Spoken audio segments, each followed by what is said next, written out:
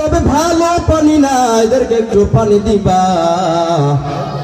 জাহান্নামের মধ্যে পুষগুলো পরে পরে টকবক করতে থাকবে, সেখান থেকে একটু পানি দাও। পানিগুলা দেওয়ার সঙ্গে সঙ্গে তার নারী বুড়োগুলি পায়খানা রাস্তা দিয়ে পড়তে থাকবে আর বলতে থাকবে, মালিক আমার রব, আপনি কেনই বা খাবার দিলেন, কেনই বা আপনি আমাকে একটু পানি দিলেন রে আল্লাহ। আল্লাহ মৃত্যু চাই, আপনি মৃত্যু দিয়ে দেন। আল্লাহ ডাক দিয়া বলবেন, না মৃত্যু দেওয়া যাবে না। লা ইয়ামুতু ফিহা ওয়ালা ইয়াহইয়া।